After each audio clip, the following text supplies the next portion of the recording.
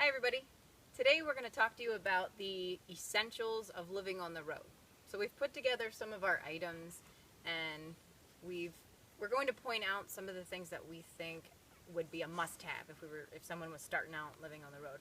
And I know there's a lot of you out there that have told us that you're getting ready to do this or it's your dream. We hope you're getting close to that dream, and this will give you some ideas of what you might need. So for food, we bring a lot of dry items. We always have a lot of dry food with us. But some ideas for you. Some sort of tin is really great for if you want to bring trail mix or something like that. So we always have a tin. We've got a good trail mix in there right now.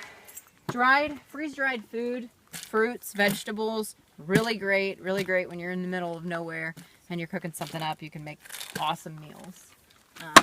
Basic dried foods, rice, beans, more rice, granola bars. We've kind of been trying out just some seasoning packets just to make some stuff taste a little better.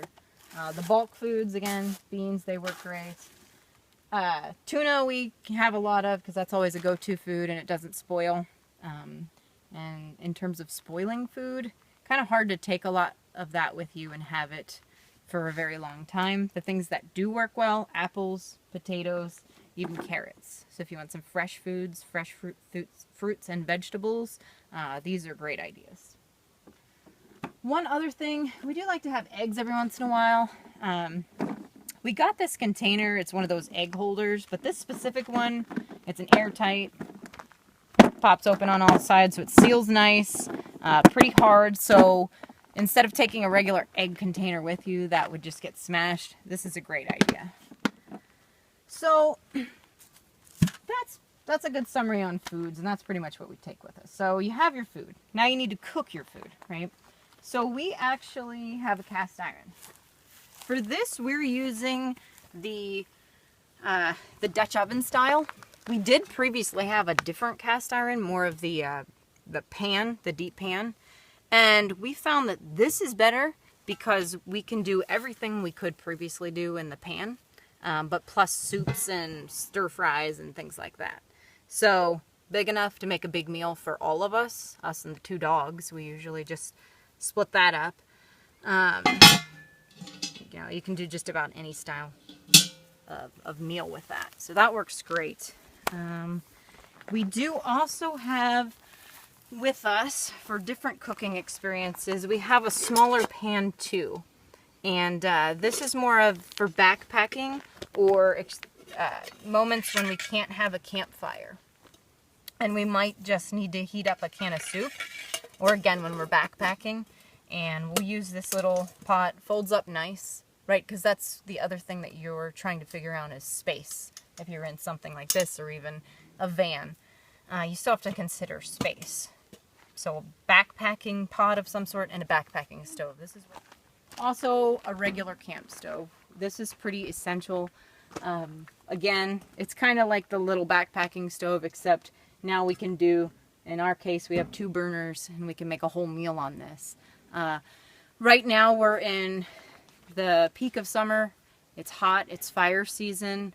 There's fires everywhere. We can't have a campfire legally, so we don't do that, and so we have to use something like a stove, or sometimes we're even in a city at the park or something, and this allows us to make a meal too. So we need options to make a meal in whatever situation we're in. So all of those things means we can have food. Okay, the other essential, water. So again, people have different setups. Some people have done the jugs in the back that have the spouts. We tried that. Didn't really work out. It's not real great for us for space. And there's also the leaking potential, and we just didn't like that. So we have resorted to just having a lot of these collapsible platypus bottles. We have, I don't know, 4 or 5 or something of these. We use them for backpacking as well.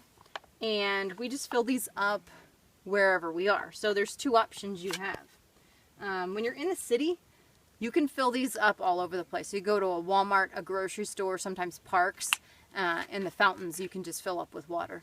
And we never miss a chance to fill up on water. So these are great for that. And when they're not full, they don't take up space.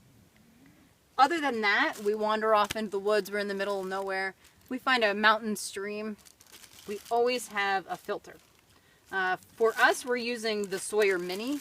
Again, we're worried about space. This little guy doesn't take up much. Well, you're obviously going to have some form of a toilet paper or something like that. We tried to save space by taking it off the rolls and smashing it down and putting it in a bag. That worked out fairly well. We did come across something, we haven't tried it out yet, but there are small, compact toilet paper items that you can get huge amounts apparently, and I think you put a little water on them and then they expand. We haven't tried them yet, but that may be another great option. Also do like having wet wipes for the situations where we get really dirty, you touch a tree, you get sap on you, or you haven't taken a shower in 3 weeks. Wet wipes. So the next thing would be shelter. Our form of shelter is the Great Escape. We will also bring along a tent, right? So sometimes backpacking or when we're in the wilderness, we'll want to pop the tent up and use that. So in one form or the other, we have shelter, place to sleep, place to be safe.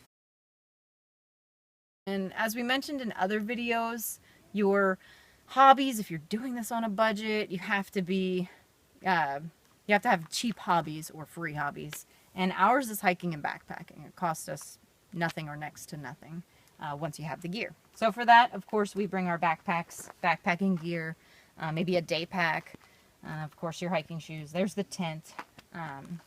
And then also for those rainy days, whatever other things that you can do to occupy yourself, aside from, just watching a sunset, spending time with each other. Maybe some books. We really like having those around. We learn some stuff while we're in the middle of nowhere. Even a harmonica, just kind of a fun pastime. It's also a good bear safety thing. And speaking of safety items, we also carry bear spray with us. We go into a lot of places that are bear country, black bear and grizzly bear. So that's a kind gesture to the bears. We just believe that we're going into their territory and that's our responsibility. Might also serve as, I have a bunch of these and they might also be safety items in other situations, not just bears. We're dog people and we obviously, that's a big part of our living on the road. So if you are also going to be living on the road with dogs, we'll do a whole video on life on the road with dogs and probably a ton of videos. But just as some quick mentionables, something to put their food in, obviously.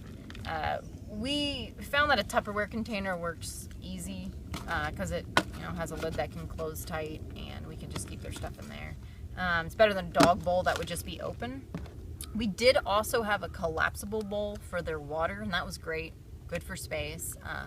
We had a little issue. It was getting old and it started to leak, so not sure what happened there, but we're working on getting a replacement. So we'll talk about that and maybe do a comparison of which one works the best.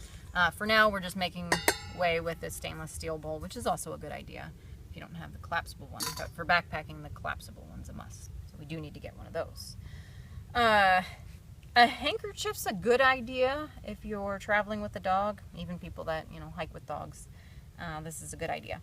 So you could wet this down, helps cool them down. You can coat it with some dog-friendly bug spray and they can wear it and that helps them in that department. So it's an easy thing to bring along. For safety for dogs, bells are a good idea. Can't hurt, makes noise. Our dogs always wear bells. And if you're doing a lot of hiking, considering a dog backpack is a good idea. That way they can carry some of their gear, at least some treats or something. So that's some quick essentials for dogs.